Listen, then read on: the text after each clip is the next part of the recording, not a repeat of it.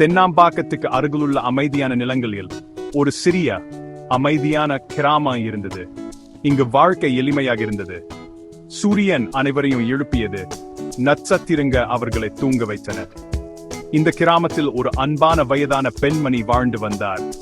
எல்லோரும் அவரை நாயுடு அம்மா என்று அழைத்தனர். அவள் தனது மென்மையான புன்னகைக்கும் பெரிய மதுக்கும் பெயர் பெற்றவர். ஆனா எல்லாவற்றுக்கும் மேலா அவர் அசைக்க முடியாத நம்பிக்கைக்கு பெயர் பெற்றவர். அவரது உலகம் காஞ்சி ஸ்ரீ மகா பெரியவரை சுத்தியே இருந்தது. அவர் ஒரு குரு மட்டுமல்ல, அவர் அவரது கடவுள், அவரது வழிகாட்டி மற்றும் அவரது எல்லாமே. அவரது சிறிய குடிசை ஒரு கோவிலா இருந்தது. ஒவ்வொரு நாளும் அவருக்கு மரியாதை செலுத்தும் ஒரு விழாவா இருந்தது. அவர் அன்புடனும் பக்தியுடனும் நிறைந்த வாழ்க்கையை வாழ்ந்தார். ஸ்ரீ மகா பெரியவரை பற்றிய எண்ணங்களுடன் நாயுடு அம்மாவின் நாட்கள் தொடங்க முடிவடைந்தன். பறவைகள் பாடுவதற்கு முன்பே அவர் எழுந்து விடுவார். முதலில் அவர் தனது சிறிய வீட்டை சுத்தமாக வைச்சிருப்பார். பின்னர் அவர் தனது வீட்டு வாசலில் அரிசி மாவில் அழகான கோலங்களை வரைவார். இது அவரது வீட்டுக்கு நன்மையை வரவேற்கும் ஒரு வழியாகும். அவரது பிரார்த்தனைகள் சத்தமாக இருக்காது. அவை அவரது குருவுடன் அமைதியான உரையாடல்களாய் இருந்தன. அவர் தனது படத்துடன் அவர் அங்கேயே அமர்ந்திருப்பது போல பேசுவார். அவர் தனது நாள், அவரது சிறிய கவலைகள் மற்றும் அவரது முடிவில்லாத நன்றியை பற்றி அவரும் கூறுவார். அவரது பக்தி தூய்மையானது மற்றும் எளிமையானது. ஒரு பெரிய கடலை நோக்கி பாயும் ஒரு தெளிவான நீரோடை போல. ஒரு நாள் பாலு என்ற பார்வையாளர் ஸ்ரீ மகா பெரியவருடன் மடத்தில் இருந்தார். நாயுடு அம்மா மடத்துக்கு வந்தார். அவரது கண்கள் நம்பிக்கையுடன் பிரகாசித்தன. அவர் பணிவுடன் பாலுவை அணுனார். தயவு செய்து நீங்கள் என் வீட்டுக்கு வர வேண்டும் என்று அவர் மெதுவாக கூறினார். நான் பெரியவருக்காக ஒரு சிறப்பு பிரார்த்தனை செய்கிறேன். நீங்கள் அங்கு இருக்க வேண்டும் என்று நான் விரும்புகிறேன். பாலு ஒரு பிஸியான மனிதர். மடத்தில் அவருக்கு நிறைய வேலை இருந்தன. அதனால் அவர் பொலைட்டாக மறுத்துவிட்டார். மன்னிக்கவும் அம்மா என்று அவர் விளக்கினார். நான் இன்னும் வர முடியாது, இங்கு நிறைய வேலை இருக்குது. நாயுடு அம்மாவின் முகம் சற்று சோகமாக மாறியது. ஆனால் அவர் புரிதலுடன் தலையசைத்தார். அவர் ஒருபோதும் வாதிடவோ அல்லது வற்புறுத்தவோ மாட்டார். ஆனால் ஸ்ரீ மகா பெரியவர் அனைத்தையும் கேட்டிருந்தார். அவர் பாலுவை தனது அன்பான எல்லாம் அறிந்த கண்களா பார்த்தார். பாலு என்ன அவர் மெதுவாக கூறினார். அவருடன் போ. ஒருவர் இவ்வளவு அன்போடும் மரியாதையோடும் உங்களை அழைக்கும் போது நீங்க செல்ல வேண்டும். இது முக்கியம். பாலு ஆச்சரியப்பட்டார். அவர் உடனடியாக புரிந்துட்டார். இது ஒரு அழைப்பு மட்டுமல்ல, இது பணிவுக்கான ஒரு பாடம். அவர் தலையை குனிந்து செல்ல ஒப்பிட்டார். பெரியவர் அவருக்கு உண்மையான சேவை என்பது பெரிய காரியங்களை பற்றியது மட்டுமல்ல என கற்பித்தார். இது உண்மையான பக்தரின் எளிய மனமார்ந்த விருப்பங்களை மதிப்பது பற்றியது. எனவே பாலு நாயுடு அம்மாவுடன் அவரது சிறிய கிராம வீட்டுக்கு சென்றார். திலிய அவர் என்ன திட்டமிட்டிருந்தார் என்பதை பார்க்க தயாராயிருந்தார். பாலு நாயுடு அம்மாவின் வீட்டுக்கு வந்தபோது அவர் ஆச்சரியப்பட்டார். அது ஒரு சிறிய குடிசை, ஆனால் அது ஒரு நம்ப முடியாத அமைதி மற்றும் தூய்மையாய் நிறைந்திருந்தது. கெட்டிப்படுத்தப்பட்ட மண்ணால் ஆன தரை புதிதாக மாற்று சாணத்தால் மெழுகப்பட்டிருந்தது. இது ஒரு இடத்தை சுத்தப்படுத்தும் ஒரு பாரம்பரிய வழியாகும். காற்றில் புதிய பூக்கள் மற்றும் தூபத்தின் வாசனை வீசியது. ஒரு மூலையில் அம்மா ஒரு சிறிய பலிபீடத்தை உருவாக்கியிருந்தார். ஸ்ரீ மகா பெரியவரின் பரம் பிரகாசமான மஞ்சள் பூக்களின் மாலைகளால் அலங்கரிக்கப்பட்டிருந்தது. இது ஒரு வீடு மட்டுமல்ல, இது ஒரு புனித இடம் என்பது தெளிவாக தெரிந்தது. வீட்டின் ஒவ்வொரு மூலையும் அம்மாவின் குருவின் மீதுள்ள ஆழ்ந்த அன்பையும் மரியாதையையும் வெளிப்படுத்தியது. இது ஒரு எளிய இடம், ஆனால் எந்த அரண்மனையும் வெற்பணக்காரமாக உணர்ந்தது. நாயுடு அம்மா ஒரு அமைதியான கருணையுடன் நகர்ந்தார். அவர் சிறப்பு பிரார்த்தனைக்காக தனது காணிக்கைகளை தயாரித்துக் கொண்டிருந்தார். இவ பெரிய அல்லது விலையுயர்ந்த பொருட்கள் அல்ல, அவை அவரது சொந்த வாழ்க்கையில் இருந்து வந்த எளிய பரிசுகள். அவரிடம் அவரது மாற்றிடமிருந்து ஒரு சிறிய கிண்ணம் புதிய பால் இருந்தது. அதுக்கு அருகில் அவர் தானே தயாரித்த ஒரு பானை கிருமி தயிர் இருந்தது. ஒரு சிறிய அளவு பொன்னு, நெய் மற்றும் ஒரு மென்மையான வெண்ணெய் கட்டியும் இருந்தது. பெரியவர் இந்த எளிய காணிக்கைகளை விரும்புவார் என்று அவர் நம்பினார். அவரிடம் அவரது சொந்த தோட்டத்தில் இருந்து பறிக்கப்பட்ட மனம் வீசும் மல்லிகை மற்றும் சாமந்தி பூக்களால் நிரப்பப்பட்ட ஒரு கூடை இருந்தது.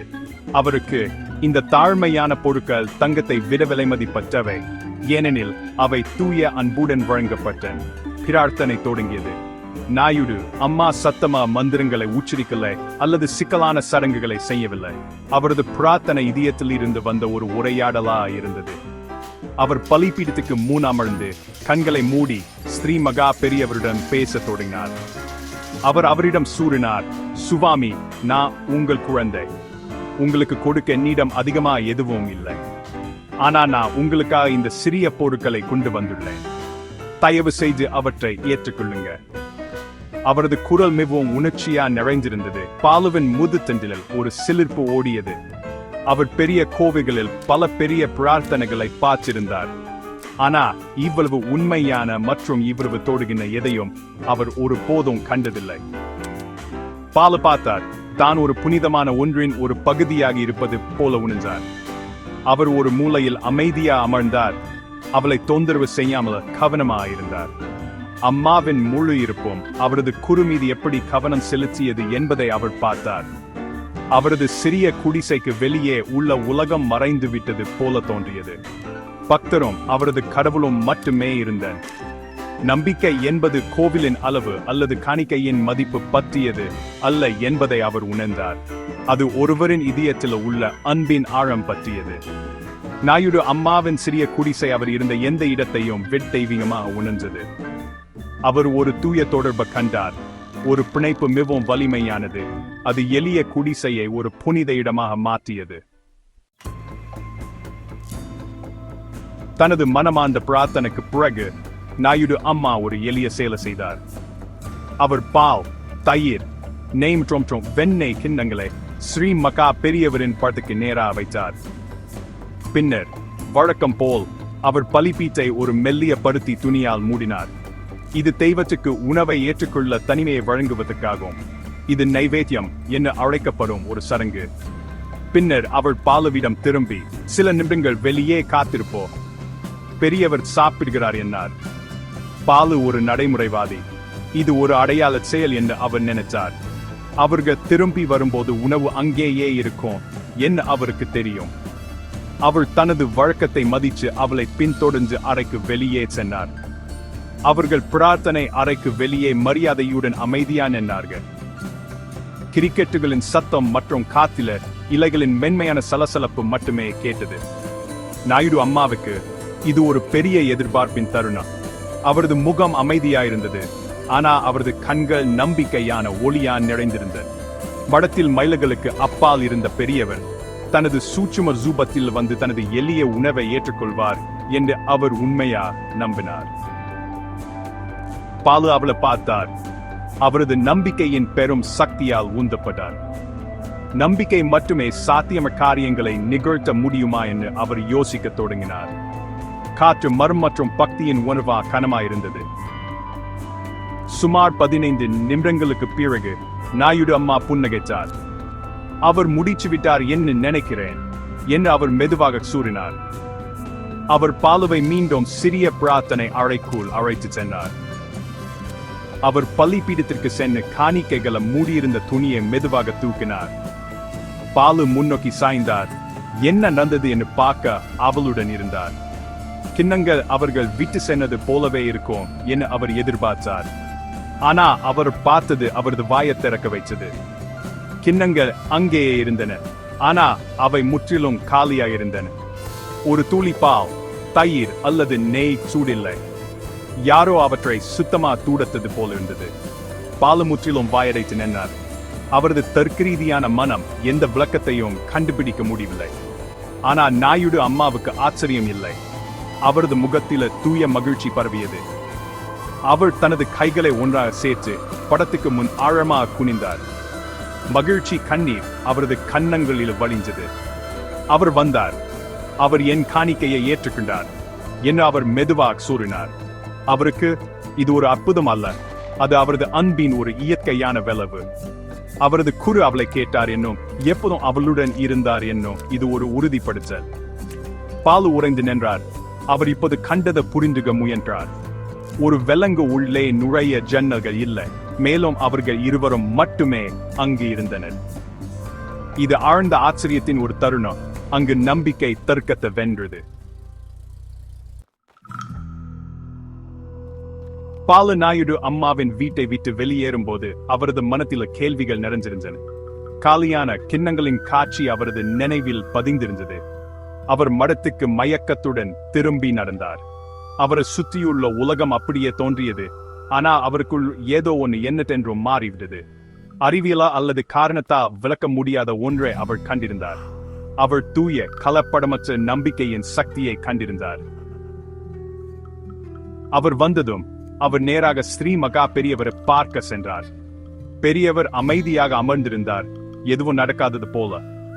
பாலு உற்சாகமும் குழப்பமும் நிறைந்தவராயிருந்தார். தான் இப்போது கண் அற்புதத்தை பற்றி அனைவருக்கும் சொல்ல ஆவலுடன் இருந்தார். பாலு உள்ளே நுழைஞ்சவுடன் ஸ்ரீ மகா பெரியவர் அவரை பார்த்தார். பாலு ஒரு வார்த்தை சொல்வதற்கு முன்பே பெரியவர் பேசினார். அவரது குரல் அமைதியாகவும் உறுதியாகவும் இருந்தது. நல்ல சந்திப்பு இருந்ததா என்ன அவர் கேட்டார். ஆம் பெரியவரே, பாலு தருமாறினார். பின்னர் பெரியவர் அவரை அறிந்த பார்வையுடன் பார்த்து, நீங்கள் அங்கு கண்டது உங்களுக்கு மட்டுமே. அது அந்த பக்தருக்கும் எனக்கும் இடையில உள்ளது.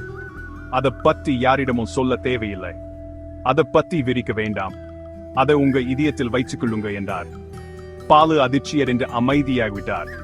பெரியவருக்கு எப்படி தெரியும்? அவர் அந்த சம்பவத்தை பற்றி ஒரு வார்த்தையும் சொல்லவில்லை. பாலு உடனடியா பாடத்தை புரிந்துட்டார். உண்மையான ஆன்மீக அனுபவங்கள் பொது காட்சிக்கு அல்ல. அவை மற்றவர்களை கவர அல்லது கவனத்தை பெற சொல்லப்படும் கதைகள் அல்ல. அவை ஆழமான தனிப்பட்ட இணைப்பு தருணங்கள். அத்தகைய அனுபவங்களை பற்றி பெருமை பேசுவது அவற்றின் சக்தியை குறைத்து புனிமான ஒன்றை வெறும் பொழுதுபோக்கா மாற்றும். பெரியவர் அவருக்கு ஆன்மீக முதிர்ச்சி பற்றிய ஒரு முக்கியமான பாடத்தை கற்பித்தார். மிகப்பெரிய அற்புதங்கள் பெரும்பாலும் அமைதியானவை. அவை ஒருவரின் நம்பிக்கையை வலுப்படுத்தவே தவிர மற்றவர்களுக்கு ஆதாரமாக பயன்படுத்தப்படக்கூடாது. இது பணிவு மற்றும் உள் பிரதிபலிப்பின் முக்கியத்துவம் பற்றிய ஒரு பாடம். அன்றிலிருந்து பாலு நாயுடு அம்மாவின் வீட்டின் நினைவை ஒரு விலைமதிப்பட்ட ரகசியமாய் எடுத்து சென்றார். காணாமல் போன காணிக்கைகளை பற்றி அவர் மீண்டும் ஒருபோதும் பேசவில்லை. ஆனால் அந்த அனுபவம் அவரை மாற்றியது. நம்பிக்கை ஒரு அமைதியான சக்தி வாய்ந்த சக்தி என்பதை அவர் கத்துக்கிட்டார். மற்றவர்களின் தனிப்பட்ட அனுபவங்களை நாம் புரிந்து கொள்ளாவிட்டாலும் மதிக்க வேண்டும் என்பதை அவர் புரிந்துட்டார். மிகப்பெரிய உண்மைகள் பெரும்பாலும் பெரிய அறிவிப்புகள் இல்லை. ஆனா ஒரு தூய இதயத்தின் அமைதியான தாழ்மையான பக்தியில் காணப்படுகின்ற. மேலும் மிகப்பெரிய ஜானம் எப்போது பேச வேண்டும், மேலும் முக்கியமா எப்போது அமைதியாக இருக்க வேண்டும் மற்றும் வெறுமனே ஆச்சரியப்பட வேண்டும் என்பதில் உள்ளது.